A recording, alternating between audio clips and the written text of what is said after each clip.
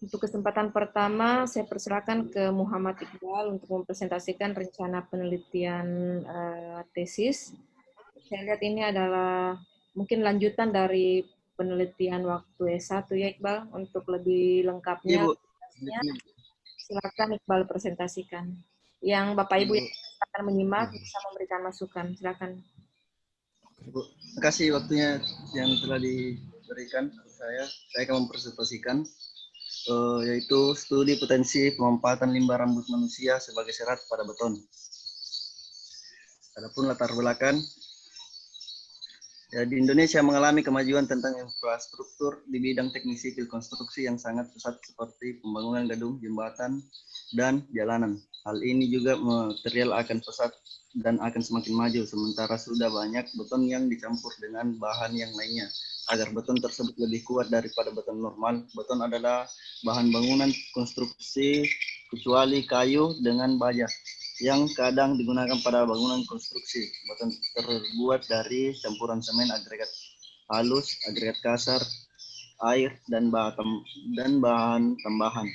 Seperti beton serat akan memerlukan bahan penambahan serat agar beton tersebut mengandung serat dan akan lebih tahan pada kuat tarik. Di Indonesia terlihat akan semakin banyak penggunaan beton sebagai bahan pembangunan konstruksi seperti jalanan, jembatan, gedung bandara, pelabuhan, atau di sektor pembangunan.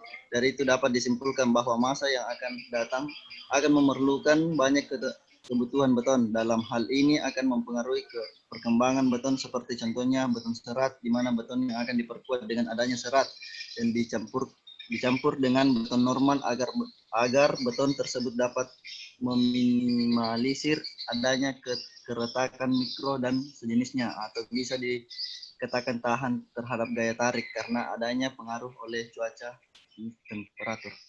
Menurut data statistik warga di Indonesia, tahun 2019 mencapai sekitar 266,91 juta jiwa, terbagi sekitar 134 jiwa pria dan 132,89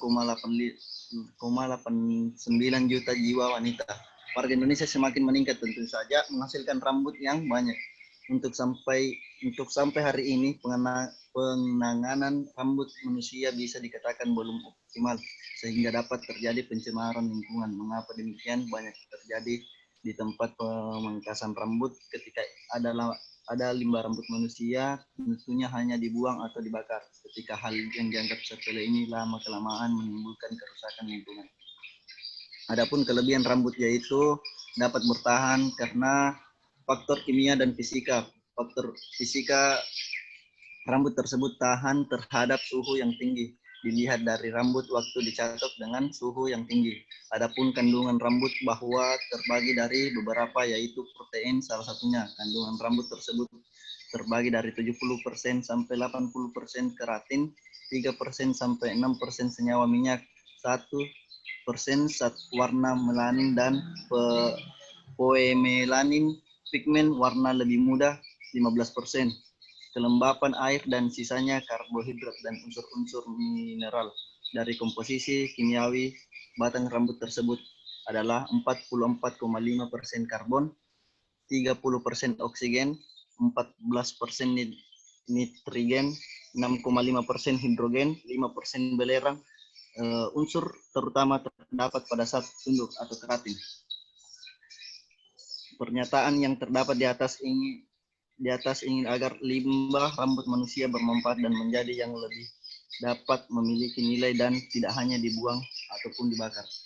Pada penelitian ini bertujuan untuk membuat beton serat, dan adapun beberapa serat yang dapat untuk bahan membuat beton serat, yaitu serat alami atau serat buatan, di mana serat alami yang dimaksud seperti dari tumbuh-tumbuhan, misalnya serat kelapa hijau, dan serat buatan yang dimaksud adalah pada umumnya dibuat dari senyawa polimer yang dapat bertahan pada cuaca dan iklim, misalnya polipropilene, polietilen. Pada penelitian ini mencoba untuk ditambahkan dengan limbah rambut manusia ke dalam beton normal. Penelitian ini produk beton serat rambut manusia akan mempunyai nilai agar limbah rambut manusia tidak hanya dibuang ataupun dibakar dan dapat lebih berguna dalam penggunaan beton tersebut. Rumusan masalah. Pertama, berapa nilai kuat tekan beton normal dengan beton serat limbah rambut manusia? Yang kedua, berapa nilai kuat lentur beton normal dengan beton limbah rambut manusia? Tujuan penelitian untuk mengetahui nilai kuat tekan beton normal dengan beton serat limbah rambut manusia, untuk mengetahui nilai kuat lentur beton normal dengan beton serat limbah rambut manusia.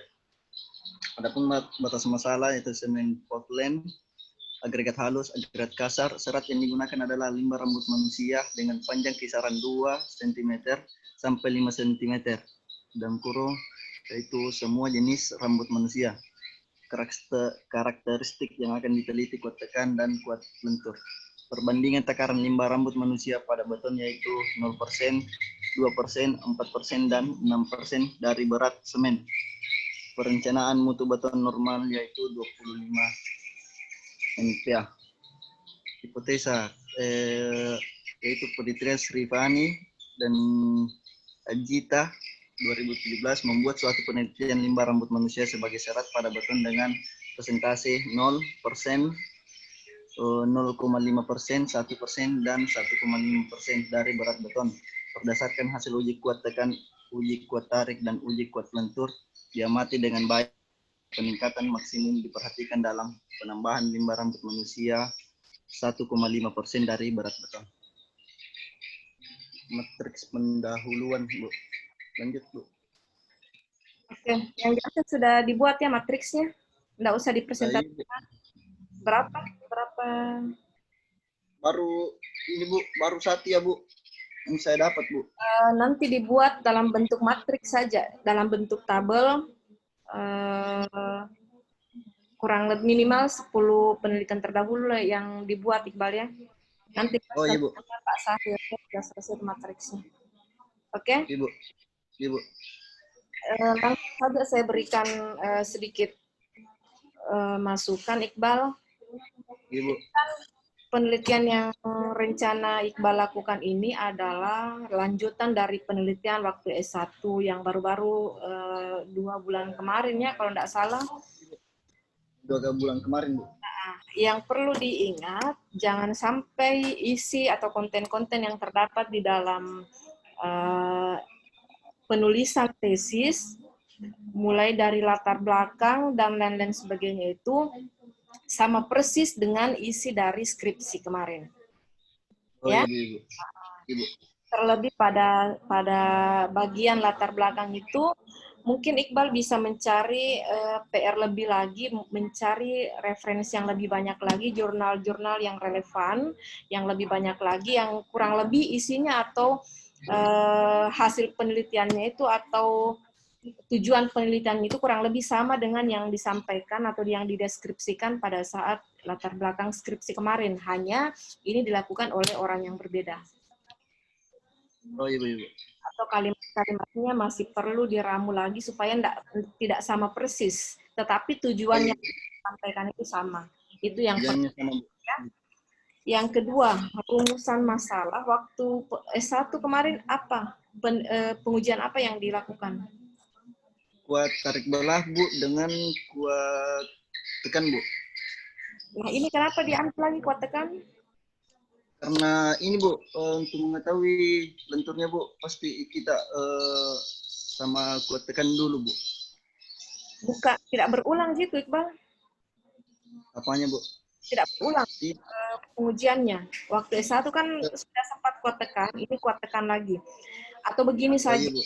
Variasi kemarin yang variasi yang bagus itu di persentase berapa? Di 5%, Bu. 5%. Untuk di kuat tarik belahnya, Bu. Kalau kuat tekannya, Bu, yang 0%, Bu. Kuat tekan itu 0% ya? Kalau di kuat tarik belahnya, Bu, dia maksimalnya di 5%. Iya, Bu. Kemarin persentase sampai berapa persen variasinya, Bang? sampai 4%, Bu. 4 sekitar 4%, Bu. 0%. Coba lihat batasan masalahnya, batasan masalah coba. Batasan masalah. Ini, Bu. 0, 2, 4, dan 6. Berarti yang 6 sudah lewat ya.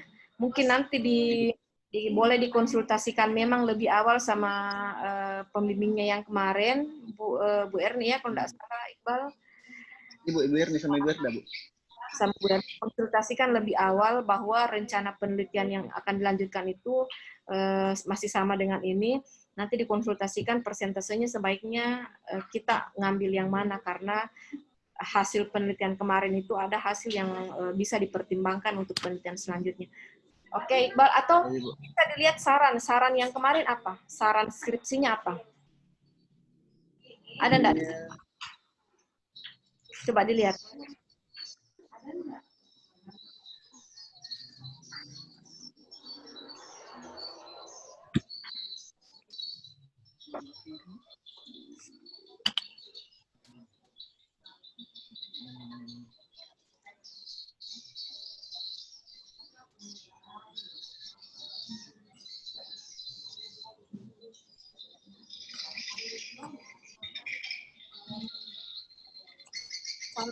Saran hasil penelitian S1-nya. Ini, Bu. Perlu akan mengambil variasi sekitar 0 dan... Nah, ini yang saya maksud tadi. Berarti tidak diambil nih yang 6% kan? Hanya 0 sampai 5%.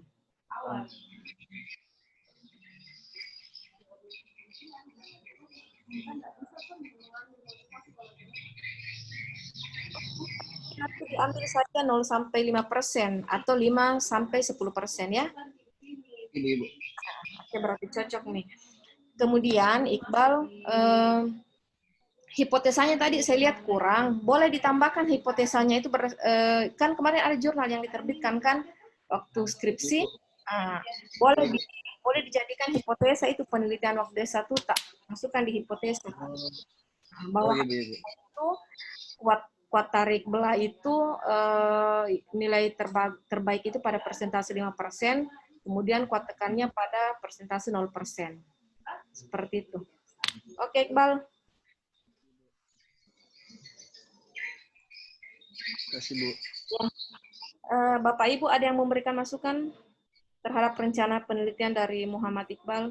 Jadi dia coba memanfaatkan limbah rambut manusia untuk dijadikan serat pada campuran beton.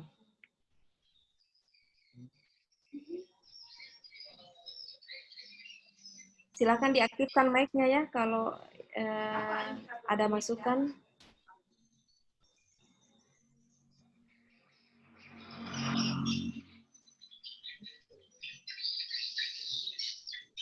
Kalau tidak ada, oke, saya silakan ditutup dulu, Iqbal. Itulah presentasi bab 1 saya. Saya kembalikan kepada Ibu. Assalamualaikum warahmatullahi wabarakatuh. Assalamualaikum warahmatullahi wabarakatuh. Selanjutnya saya persilakan ke Pak Akbar Hadi untuk mempresentasikan materi rencana penelitiannya. Silakan Pak Akbar Hadi.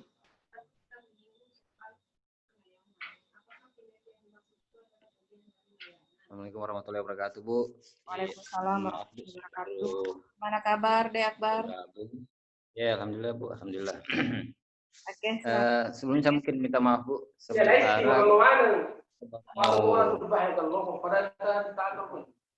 belum selesai, Bu.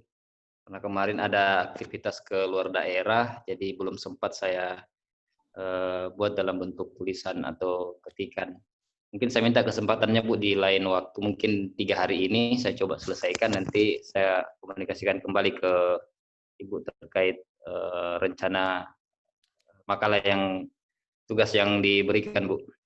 Oke, kalau secara garis besar, apa yang akan diangkat sebagai rencana? Saya mengambil Bu, kajian efektivitas IPAL di wilayah perkotaan. Kemarin sempat komunikasi di IPAL Losari, tapi di sana katanya harus by surat untuk permintaan data. Ya. Jadi saya coba ke tempat-tempat lain lagi seperti di perumahan dan sebagainya untuk permintaan data supaya bisa lebih langsung ambil data-data dari awalnya. Kalau Mungkin ada kan Bu? memang butuh tinjauan, butuh butuh pengamatan Iya. awal, butuh data-data awal memang untuk mengukur apakah rencana penelitian ini bisa direalisasikan atau tidak ya. Akan tetapi nanti depannya penelitian yang dilakukan oleh mahasiswa itu dalam hal pengambilan data dan sebagainya itu akan Prodi akan dukung, akan memberikan surat pengantar penelitian terhadap lokasi. Ya Bu, betul. Ya, Soalnya kemarin di Palosari sudah komunikasi ke sana, cuman dia bilang dia butuh surat untuk pertanggungjawaban pengeluaran data. Oh gitu. Enggak apa-apa sih. Jadi bisa ya Bu? Bisa. Atau bagaimana Bu? Ya bisa. Fix kalau kampus menyiapkan surat pengantar. Memang selama ini kami selalu menyiapkan surat pengantar jika mahasiswa membutuhkan pengambilan data di lokasi penelitian. Seperti itu. Akan tetapi selain dari pengambilan data itu perlu juga dipertimbangkan apakah nanti cakupan penelitiannya itu mampu diselesaikan dalam waktu tidak terlalu lama, kan kita perlu ingat bahwa S2 itu hanya sekian tahun, sehingga kalau pun meluas perlu nanti dikerucutkan saja. Kita ambil hal-hal yang sisi-sisi yang mungkin membutuhkan waktu tidak terlalu lama untuk menyelesaikannya. Seperti itu, Pak Akbar. Oh iya. Iya, kalau begitu boleh nanti saya ke kampus Bu konsultasi untuk pengambilan mintaan surat pengantar. Kalau iya, karena kalaupun tidak sempat, Pak Akbar bisa via WA, tolong saya hanya butuh data kantor atau lokasi tujuan yang tempat. Ya, nanti dibuatkan. Nanti saya coba minta dulu ke sana, komunikasikan nama kantornya. Tapi yang tidak kalah penting, ini kan baru bab 1. Bab 1 hanya cakupan latar belakang dulu, berarti latar belakang itu harus ada masalah ya, yang kita lihat bahwa penelitian yang kita lakukan itu harus merupakan bukti dari suatu permasalahan yang kita rencanakan untuk kita teliti. Kemudian rumusan masalah, kemudian batasan masalah, serta matriks penelitian, artinya kita sudah bisa membaca berbagai macam jurnal atau referensi terdahulu yang relevan dengan rencana penelitian yang akan kita lakukan. Itu yang saya pikir tidak kalah penting, Pak. Oh iya Bu ya. Baik, segera selesaikan tugasnya ya Pak. Ya Bu, siap kalau Bu. Selanjutnya saya persilakan ke Pak Arsat Eli. Ini Pak Arsat ini sudah 2 minggu ditunda ini tugasnya. Gimana Pak Arsat? Silakan masuk.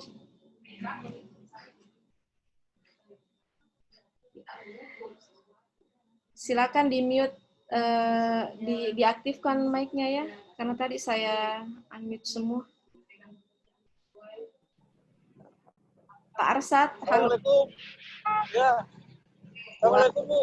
Waalaikumsalam Pak Arsat. Silakan. Ya, mohon maaf, ini saya di jalan ini Bu. Halo. Ya. Masih saya di posisi jalan ini Bu. Oke, kalau gitu kita persilakan yang lain lagi. Ini pertemuan. Maaf Bu, saya di jalan. Oke, selanjutnya siapa lagi? Bu Johra, ada Bu Johra. Pak Enal, silakan Pak Enal. Ya Bu, kasih. Ya, silakan Pak. Cuma ini saya belum bisa tampilkan filenya ini di caranya ini. Saya sudah ini multiple partisipan dapat men-share. Coba share di WA, grup WA Pak Enal, nanti kami bantu. Ada Bu. Di WA ada ya? Ada. Saya lihat.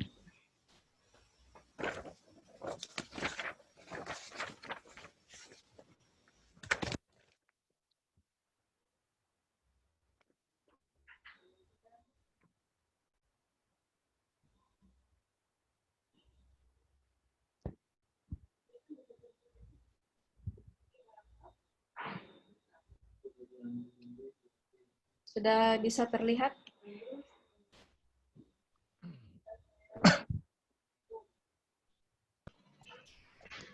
Muncul? Sudah, Bu. Oke. Silakan Pak Enal. Baik. Terima kasih. Assalamualaikum warahmatullahi wabarakatuh. Assalamualaikum warahmatullahi wabarakatuh. Jadi langsung saja, Bu. Saya Ya.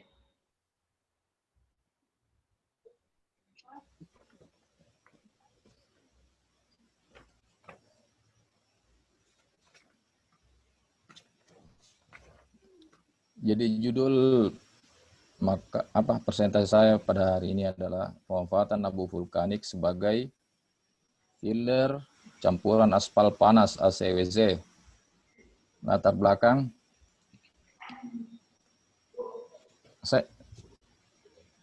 lapis perkerasan jalan adalah bagian terpenting dari struktur konstruksi jalan dalam mendukung beban lalu lintas kendaraan. Banyak sekali jalan-jalan yang mengalami kerusakan sebelum umur layanan berakhir. Penelitian terus dikembangkan dengan tujuan untuk meningkatkan kinerja campuran agregat aspal dengan mengantisipasi kerusakan jalan sebelum waktunya. Seperti terjadi retak, alur bekas roda kendaraan, serta bleeding. Salah satu campuran aspal agregat yang banyak digunakan dan dikembangkan untuk lalu lintas berat adalah campuran aspal konkrit wearing cost atau ACWC. Merupakan suatu campuran aspal agregat yang bergradasi terbuka dengan kandungan aspal yang relatif tinggi.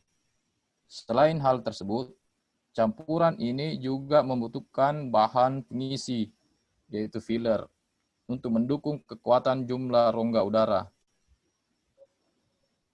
permeabilitas dan ketahanan terhadap gaya luar, serta pengaruh cuaca sehingga dapat mewujudkan konstruksi yang tahan terhadap air dan udara.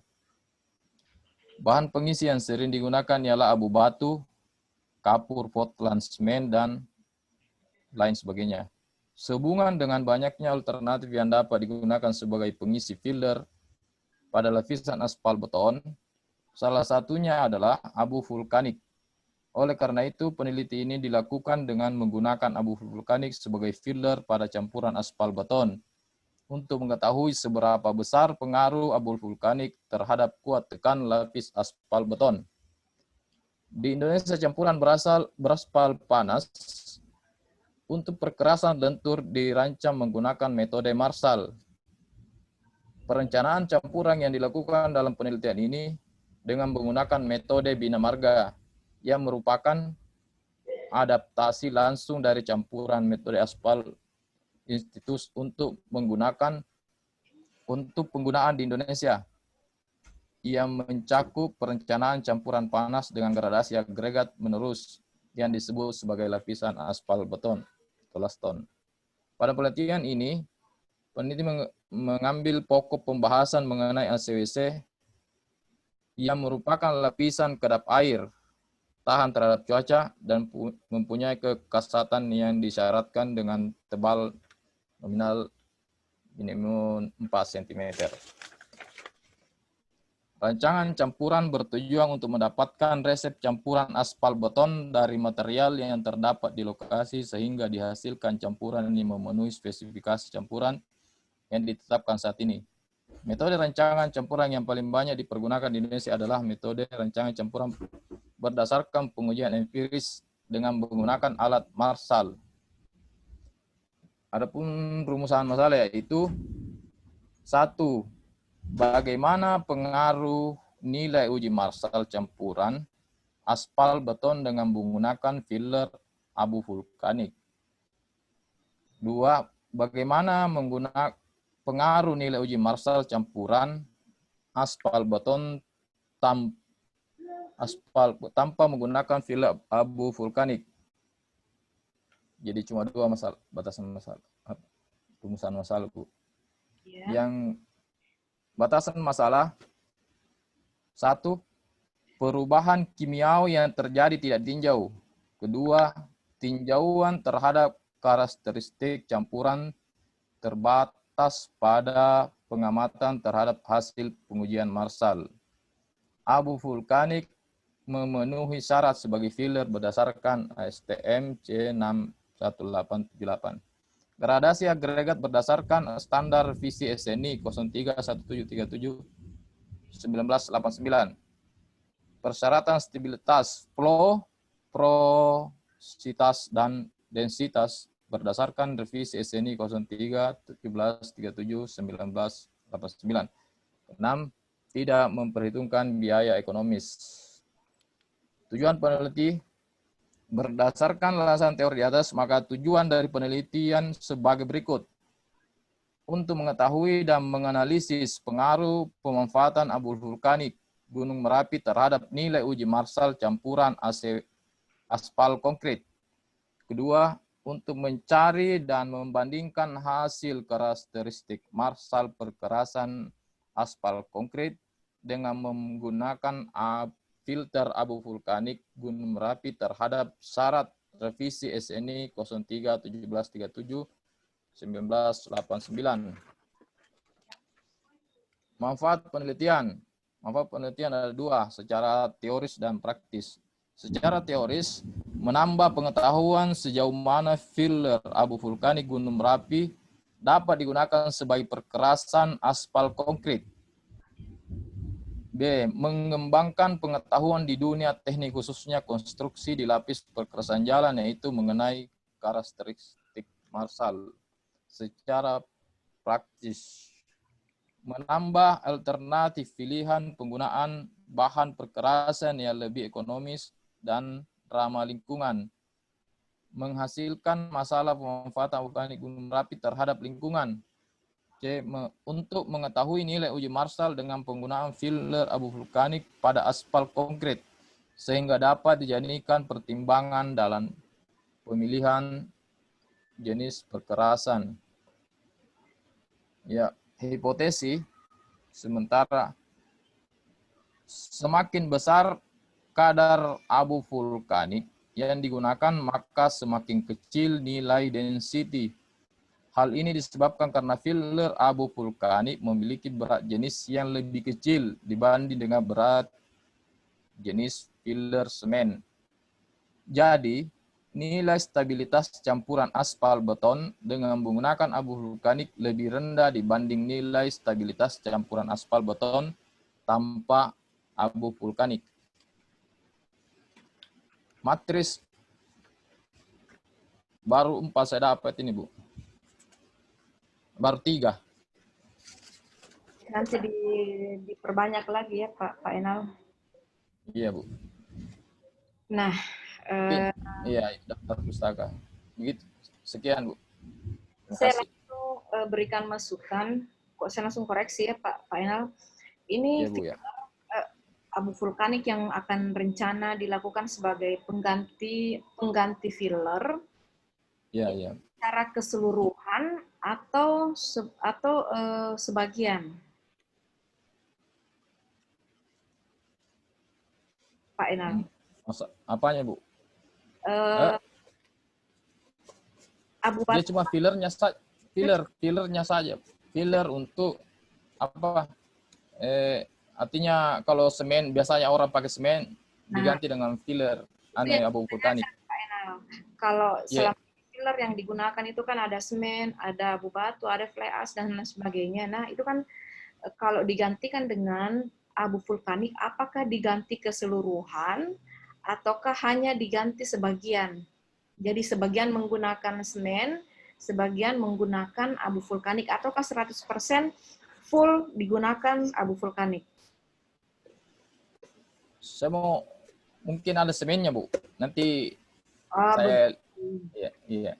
Berarti di batasan masalah Pak Enal perlu memberikan variasi kadar-kadar berapa semennya, berapa abu vulkaniknya. Misalnya kalau 100% abu vulkanik berarti semennya kan 0. Ya kan? Berarti 0 abu 0 semen, 100% abu vulkanik. Mungkin ada variasi yang lain, misalnya 20% abu vulkanik berarti 80% semen. 50% abu vulkanik berarti 50% semen. Berarti filler di sini berfungsi sebagai substitusi, mengganti ya. Iya Bu ya. Sebagai substitusi. Oke, itu yang perlu nanti ditambahkan Pak Enal di batasan masalah. Kemudian bagaimana ketersediaan abu vulkanik ini? Apakah bisa dijangkau Pak Enal? Bisa Jeki? Ini saya belum tanya, tapi ada Ji mungkin teman di lab.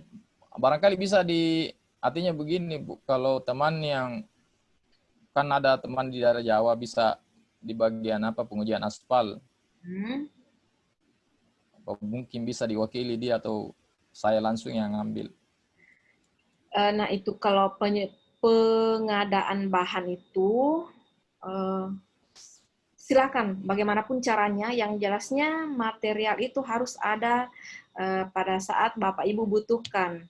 Yang jadi persoalan kalau ketersediaan atau cara pengadaannya itu yang sulit. Seperti itu Pak Enal. Jadi kalau saran saya, kalau memang sulit diadakan nanti abu vulkanik, silakan mencari material filler yang lain yang mungkin lebih gampang untuk Bu, siap. yang ada di Makassar ya. Siap Bu, siap. Pak Enal. Kemudian hipotesa.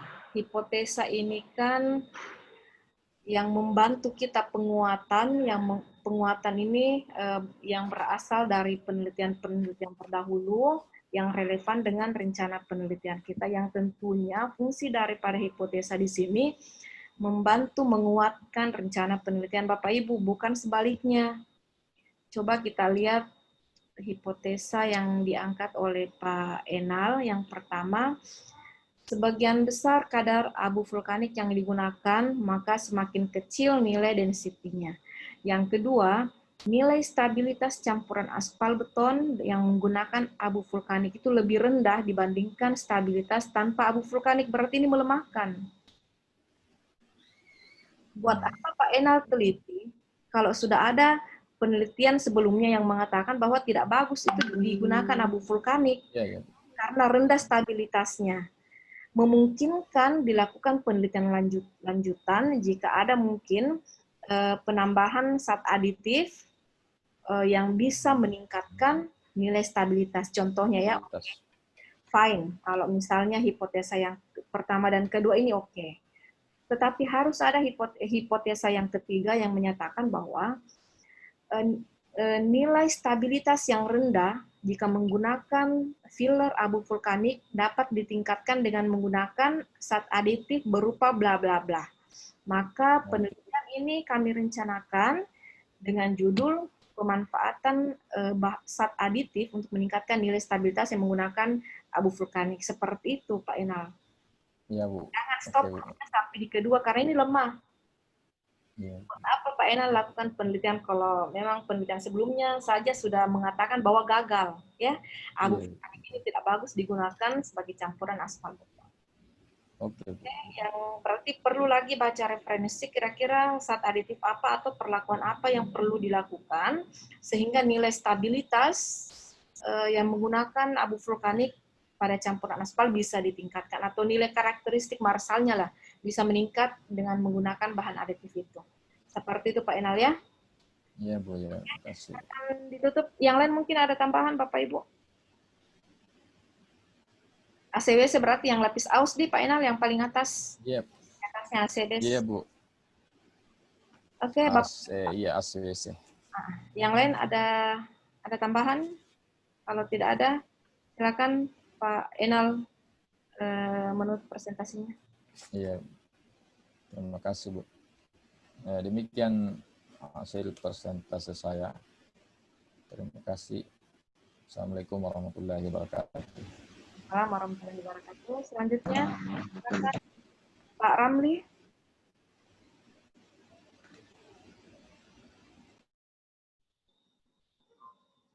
Pak Ramli.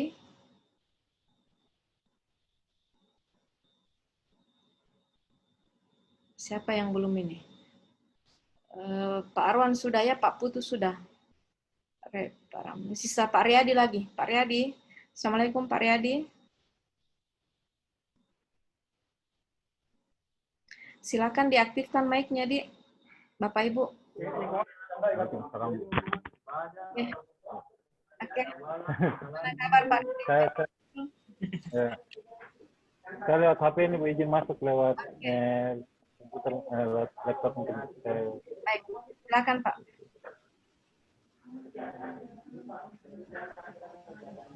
Silakan di share screen.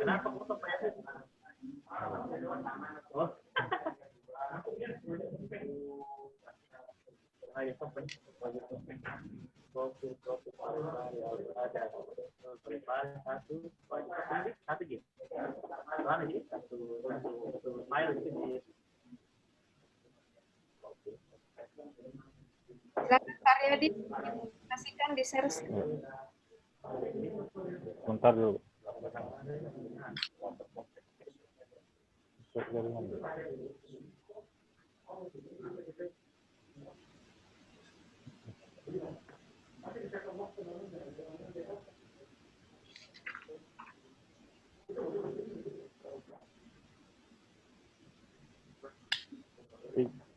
Izin di Bu, di add. Ya, silakan di share. Untuk nama apa di sini?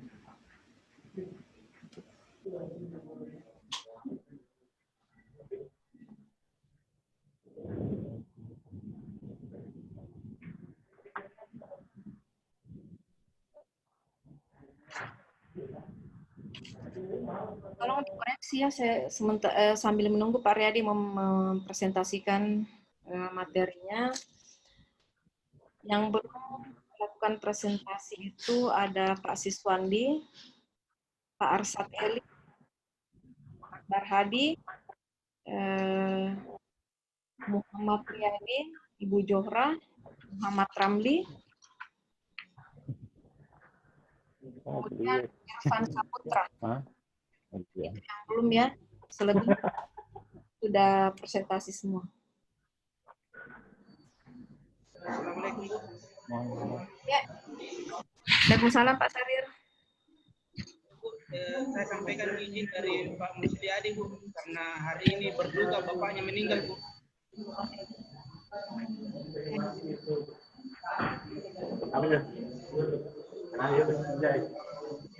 Halo Bu.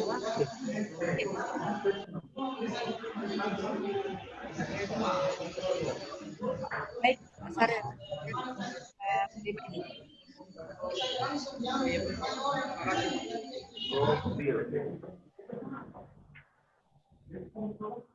Dia sama Pak Juli sini ya.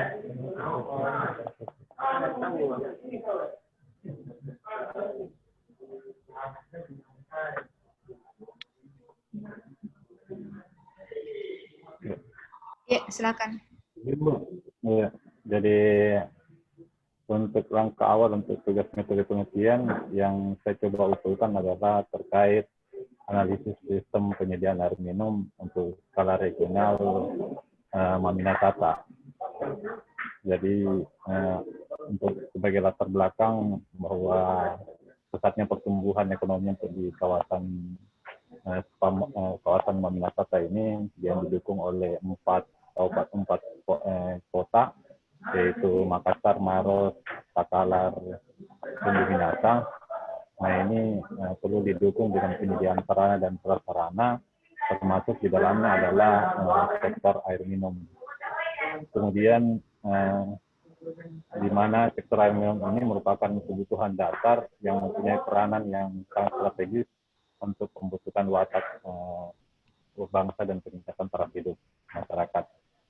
Nah, kebutuhan air minum ini terus meningkat seiring dengan pertumbuhan laju penduduk dari baik aktivitas sosial ekonomi, sehingga kebutuhan air minum sifatnya primer ini memang harus betul-betul dijaga untuk memenuhi keberlanjutannya.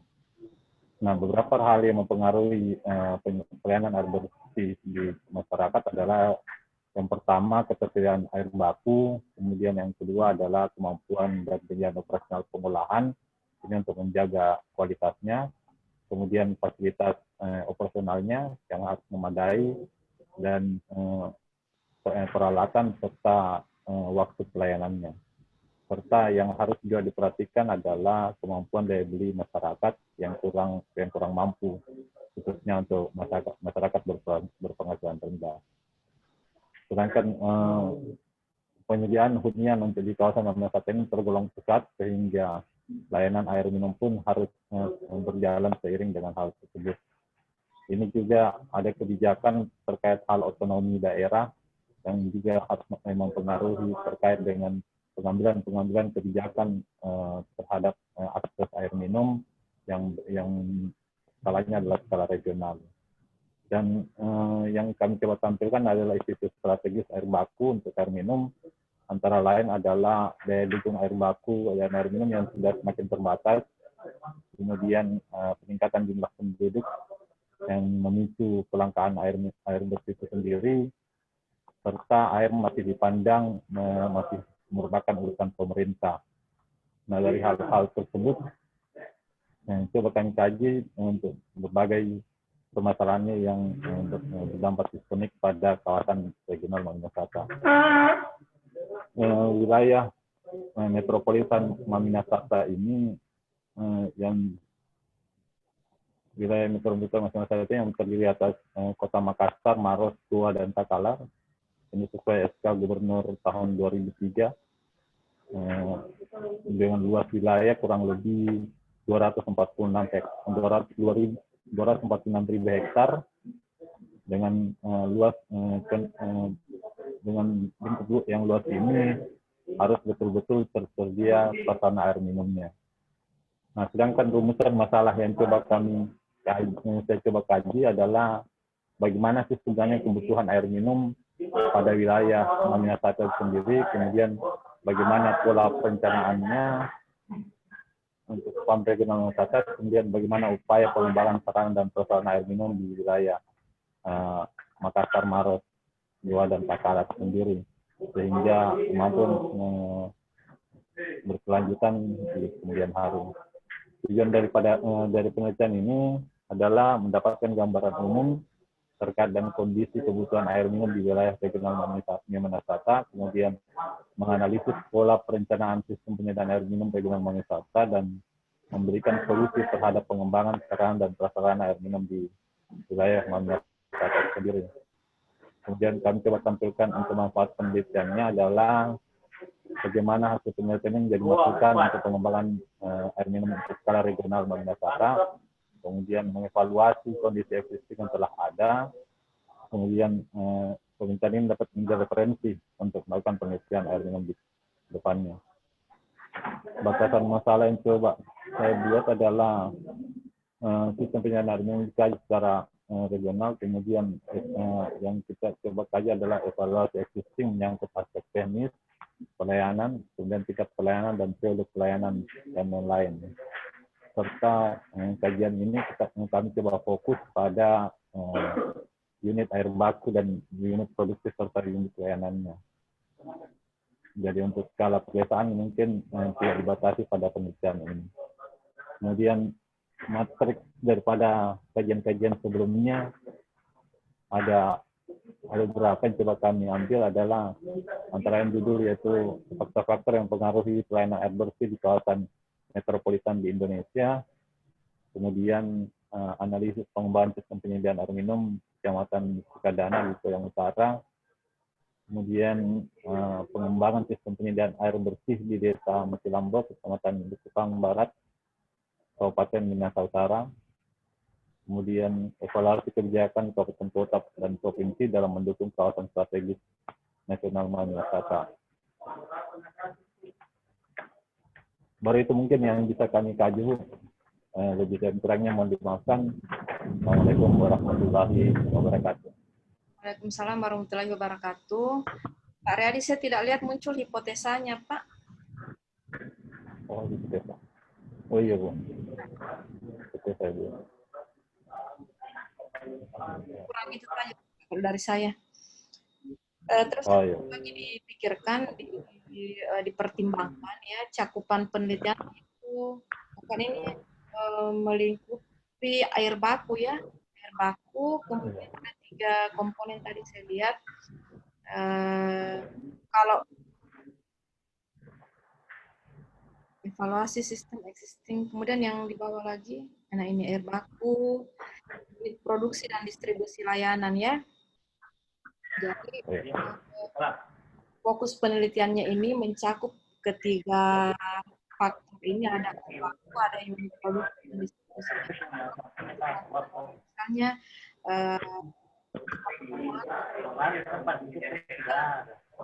sebenarnya lebih lengkap lagi sih kalau bisa ke tiga-tiganya ini bisa ya, atau dilakukan penelitian, akan tetapi jika kan tolong dilakukan penelitian Pak Riyadi.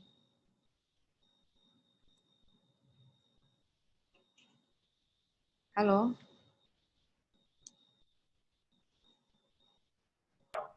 Baik Bu, nanti saya coba untuk terkait hipotesanya akan kami coba tambahkan lagi. Kemudian untuk batasan masalahnya mungkin kami fokus pada penelitian batu dan mungkin nanti diupayakan untuk tingkat distribusi jaringannya dan layanannya.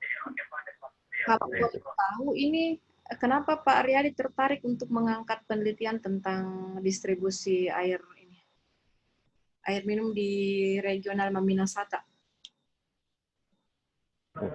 Ya, yang pertama adalah bahwa untuk di Sulawesi Selatan ini untuk penyediaan air minum skala regional belum ada. Nah, sedangkan pemerintah sudah mencanangkan untuk proyek strategis nasional itu ada di kawasan Maminasata. Nah, ini harus ditunjang untuk penyediaan air bersihnya. Sedangkan kita perlu kajian-kajian teknis yang bisa mendukung untuk keterpenuhan air bersih di kawasan ini. Nah, yang kita lihat ini kondisi-kondisi yang ada adalah banyak aspek yang mempengaruhi, termasuk aspek kebijakan, seperti kebijakan-kebijakan yang terkait di Maminasata kemarin yang sempat viral adalah TPA misalnya yang notabene sudah masuk dalam lingkup pembangunan tapi tiba-tiba batal karena hanya ada satu bupati yang tiba-tiba mengundurkan diri dan menyatakan tidak setuju untuk ini. Nah, ini mungkin akan coba kita kami evaluasi dalam runtutan skala regional untuk penyediaan air minumnya. Mudah-mudahan ini bisa terlaksana dalam waktu dekat dan ini bisa menjadi penelitian kami untuk bisa mendukung pembangunan skala regional Maminasata. Aksesnya bagaimana Pak Riyadi? Aman? Bisa diakses ya. Pengambilan data? Iya, kalau bisa Bu. Karena kebetulan saya juga membidangi ini untuk pekerjaan saat ini, jadi ya, sebenarnya saya ikut mengawal untuk. Sebenarnya itu pertanyaan saya. Coba dilihat rumusannya sedikit Pak. Rumusan masalahnya. Rumusan masalah di sini, bagaimana kebutuhan air minum. Bagaimana kebutuhan air minum, sementara di tujuannya tadi, tujuannya ini untuk mengetahui kondisi. Yang perlu ditambahkan kondisi ya. Karena siapa tahu persentasenya, kan banyak hal kalau kita hanya mengatakan bagaimana kebutuhan, bisa saja itu kita mengarah ke persentase atau hal-hal yang lain, tapi kalau kondisi berarti sudah sesuai sinkron antara tujuan dengan rumusan. Bisa ditambahkan nanti mungkin kondisi di rumusannya Pak Riyadi. Karena kalau hanya mengatakan bagaimana kebutuhan, berarti masih bias. Kita berasumsi bahwa yang dimaksud ini bagaimana kebutuhan, mungkin persentasenya kah, atau tingkat ketersediaannya kah, ya kan? Tapi kalau di tujuannya sudah kondisi, berarti yang rumusan harus ngikut atau bagaimana? Jadi untuk kebutuhan air minum ini ada beberapa hal yang kami coba kaji, termasuk mulai dari kebutuhan dari sisi penduduk, mulai dari kebutuhan di skala penduduk, kemudian bagaimana sih sebenarnya kondisi existing air baku yang ada di wilayah tersebut. Nah ini yang coba kita sinkronkan dengan kebutuhan dari tinjauan kependudukannya. Ya, Jadi ada perhitungan di tingkat terbaku, kemudian ada perhitungan kebutuhan di tingkat jumlah penduduk. disinkronkan Ki Pak, kasih nyambung tulisan dengan Jadi ini tambahkan, ini yang dikurangi atau ya? Ini yang tambahkan Bu ya? kita yang bisa mengukur Pak, mau kondisinya saja, mau persentasenya, kesediaannya dan kondisi. Yang jelas Siap. rumusan masalah, kemudian yang tujuan penelitian juga berbeda. Itu saja dari saya. Silakan Bapak Ibu yang lain kalau ada tambahan atau masukan. Ya.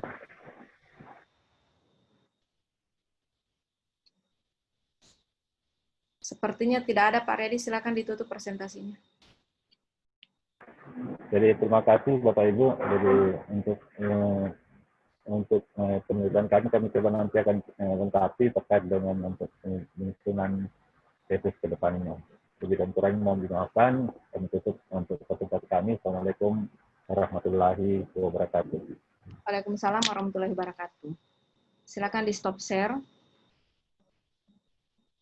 Selanjutnya saya persilakan ke Pak Ramli. Pak Ramli, silakan Pak Ramli. Sisa Pak Ramli ini yang belum presentasi. Bagaimana, sudah siap Pak Ramli atau belum? Tolong diaktifkan mic-nya. Mana Pak Ramli? Rupanya orangnya memang tidak berada di lokasi ya. Saya hanya melihat ini, plafon atau apa ini. Oke. Saya pikir semua yang ada di room Zoom sekarang ini sudah presentasi, kemudian ada beberapa yang masih meminta waktu untuk menyelesaikan.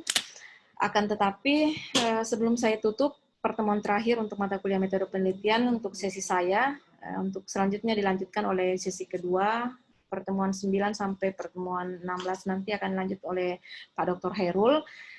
Saya perlu tekankan bahwa bagi yang belum presentasi, bagi yang belum mengumpulkan tugas, jadi tugas makalahnya itu silakan di-share di grup WA. Selanjutnya saya akan tetap cek plagiasinya ya. Hasil cek plagiasinya itu akan saya kembalikan, akan saya share kembali di grup WA. Yang kedua, bagi yang belum presentasi, silakan menyetor video presentasinya. Jadi presentasinya dalam bentuk video, silakan di-share di grup WA juga. Hanya itu.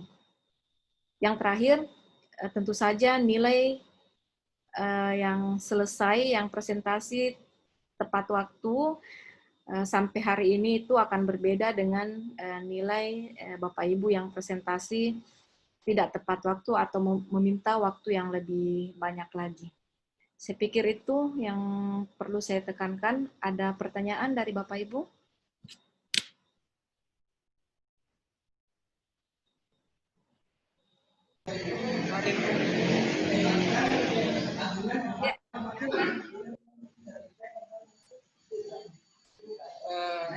Itu tadi masalah tugas ini kan nanti akan ada pergantian dosen pengampunya Bu untuk pertemuan ke-9 dengan sampai 18. Nah untuk tugas sampai bab 1 ini Bu, batas akhir pengumpulannya kapan Bu? Terima kasih. Saya tunggu sampai hari Jumat ya, sesuai dengan jadwal kita hari Jumat. Berarti ini sudah masuk hitungan tugas MIT atau bagaimana? Ya, ini sudah saya hitung sebagai tugas pengampunya. Oh ya, terima kasih. Jadi yang selesai per hari ini itu saya bedakan dengan nilainya Bapak Ibu yang tentu saja terlambat ya. Oke, sudah tidak ada pertanyaan lagi. Kalau sudah tidak ada pertanyaan lagi, saya anggap semuanya sudah jelas. Bu, sedikit. Bu. Ya, kenapa? Yang kan Bu, yang matriks penelitian terdahulu minimal berapa Bu? Minimal 10, bikin minimal 10. Iya. kasih Bu. Ya. Jadi nanti Pak Dr. Hairul akan melanjutkan, akan memfasilitasi Bapak Ibu atau akan mendampingi Bapak Ibu melanjutkan naskah proposalnya bab 2 sampai dengan bab 3 ya. Tentu saja nanti akhirnya akan tetap dicek plagiasinya. Kalau di S2 kan maksimal 30%. Kalau di kelas ini yang lolos itu baru 1 orang, Pak Asrudin kemarin sekitar 27% kalau saya tidak salah. Selebihnya masih subhanallah. Setidaknya sudah berproses ya, setidaknya Bapak Ibu sudah mengenal, sudah bisa mengaplikasikan Mendeley, sudah bisa membaca hasil Turnitin dan melakukan perbaikan dari hasil pengecekan Turnitin itu. Oke, kalau sudah tidak ada pertanyaan lagi, saya izin Bu, izin bertanya Bu, izin bertanya. Silakan Pak Asrudin. Ini plagiasi Bu, nanti misalnya gini, bab 1 27, anggaplah lagi misalnya bab 2 27. Dan seterusnya, itu nanti di total baru dibagi berdasarkan jumlah bab atau bagaimana Bu hitungannya dia? No, jadi nanti pengecekan plagiasi itu kan file ya. Jadi nanti Pak Ipul akan mengecek secara keseluruhan bab 1 sampai bab 3. Jadi hanya satu nanti keluar presentasinya. Oh iya Bu. Jadi tidak semua berarti rawan semua Bu. Tapi jangan khawatir Pak, kalau misalnya kenapa dilakukan pengecekan seperti itu tujuan kita supaya luarannya nanti atau hasil naskah yang Bapak Ibu susun itu berkualitas ya, jangan sampai hanya ada yang copy paste. Ada yang copy paste, ada yang berarti ada proses yang terlewatkan ya, itu yang kami tidak inginkan. Kami mendampingi Bapak Ibu mulai dari nol supaya nanti hasil akhir dari naskah rencana penelitian Bapak Ibu itu bisa berkualitas. Jadi setidaknya bisa memparafrase, bisa merangkum kembali kalimat ataupun hasil penelitian dari referensi yang relevan dengan penelitian tak semua. Oke, saya pikir seperti itu. Masih ada? Sedikit lagi. Banyak-banyak.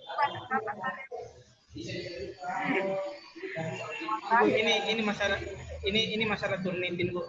Saya menyambung Pak Asrudin. Ini kan kita dikasih batasan waktu sampai hari Jumat.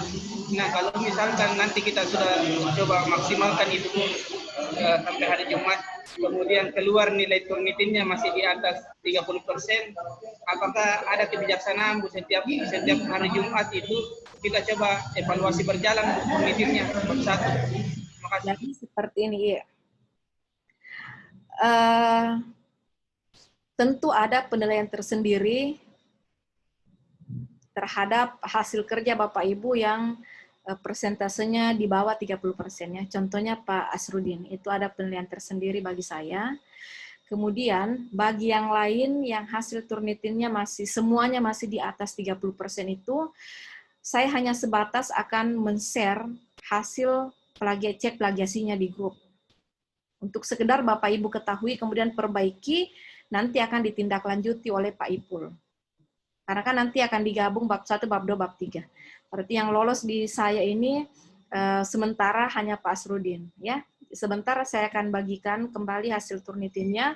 Kalaupun masih ada yang memperbaiki sampai hari Jumat, saya anggap itu penilaian tersendiri bagi saya. Poin tersendiri. Seperti itu, Dek. Terima kasih. Masih ada pertanyaan? Saya Bu, yang ini Bu, yang baru-baru sudah presentasi Bu untuk hasil Turnitinnya Bu, dilihatnya dari mana Bu? Iya sebentar, silakan share kembali atau up kembali di grup tugas makalah yang Bapak Ibu store. Nanti sebentar saya akan cek Turnitinnya, kemudian saya akan share di grup WA. Terima kasih banyak Bu. Insya Allah per hari ini saya akan kirim semua. Sudah jelas? Jelas Bu. Iya, oke. Kalau sudah tidak ada lagi yang meng-on-kan mic-nya, saya pikir semuanya sudah jelas. Terima kasih Bapak Ibu atas kebersamaannya, atas waktunya selama kurang lebih 8 kali pertemuan selama ini dalam sesi saya bersama dalam mata kuliah metode penelitian. Semoga apa yang saya share, apa yang saya bagikan ke Bapak Ibu bisa bermanfaat, terlebih untuk penyelesaian atau penyusunan rencana naskah proposal untuk tesisnya. Jika ada salah kata, jika ada kekeliruan, jika ada kesalahan atau kekurangan dari saya selama kurang lebih 8 pertemuan selama ini, saya secara pribadi memohon maaf. Kemudian saya selaku Ketua Prodi juga memohon maaf. Terima kasih sekali lagi. Sesi selanjutnya, pertemuan selanjutnya akan dilanjutkan oleh Pak Dr. Muhammad Herol. Sekian dari saya. Jika masih ada yang mau bertanya seputaran apa materi yang kemarin saya berikan, saya masih membuka ruang untuk silakan WA pribadi jika masih ada yang kurang jelas. Oke, terima kasih Bapak Ibu. Billahi taufik wal hidayah. Assalamualaikum warahmatullahi wabarakatuh. Waalaikumsalam warahmatullahi wabarakatuh. Waalaikumsalam warahmatullahi wabarakatuh.